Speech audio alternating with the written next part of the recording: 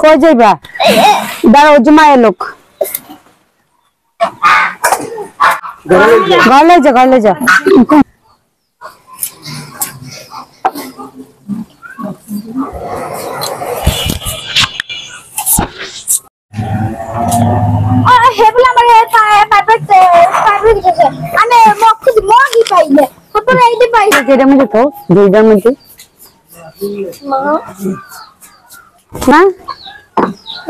Happy birthday to you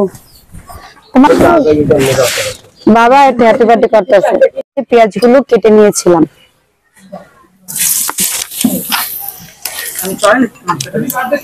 তুমি পেস্টটা ভাজতে থাকো মোমবাতি আর কি জানি আনছি মোমবাতি আমার কত কাঁচামরিচ দিয়ে দিব বেশ খানিক কাঁচামরিচ হ্যাঁ বাজার আমরা এখানে বটবটি আলু গাজর কুচিয়ে নিয়েছি ওটা দিয়ে দিব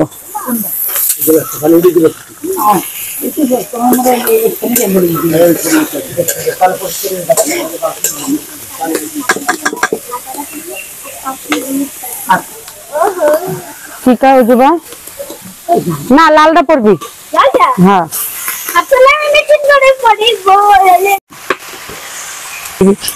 দিয়ে দিলাম লবণ।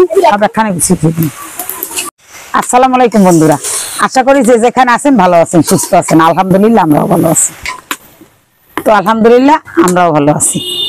আজকে আমাদের ছোটখাটো একটি অনুষ্ঠান, একেবারে ছোট বললে চলে। আপনাদের কাছে হয়তো অনেক অনেক রকমের মানুষ অনেক বড় বড় অনুষ্ঠান করে, আমাদের কাছে ওরকম না, একেবারেই ছোটখাটো ঘরোয়া ভাবে।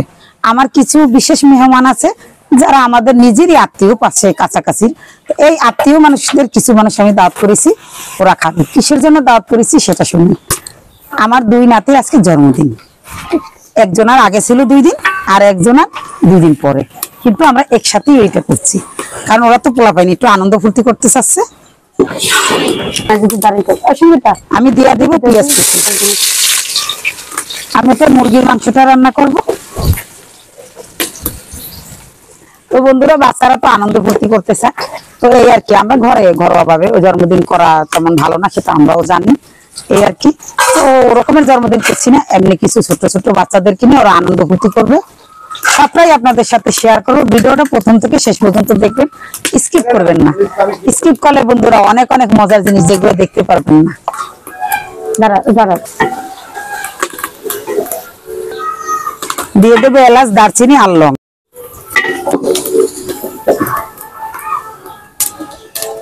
তোমাকে আবার চুলা দিয়ে ভালো আগুন জ্বলে দিব। আদা আর রসুন বাটা। মাশাআল্লাহ আমাকে চুলা অনেক সুন্দর জ্বলে। দিব হলুদের গুঁড়ো, দিব মরিচের গুঁড়ো, সব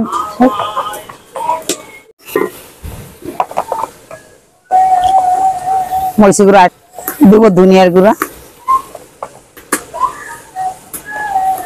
এখন দেবো একটু গরম মশলার গুঁড়ো,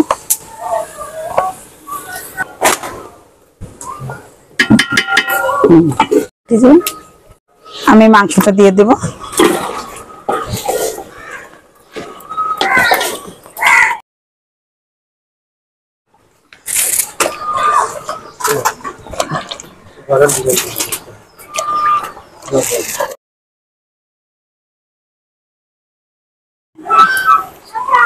এই তো আমাদের সবজি রান্না হয়ে গেছে। এখন আমি রান্না করব বুটের ডাল দিয়ে মাংস।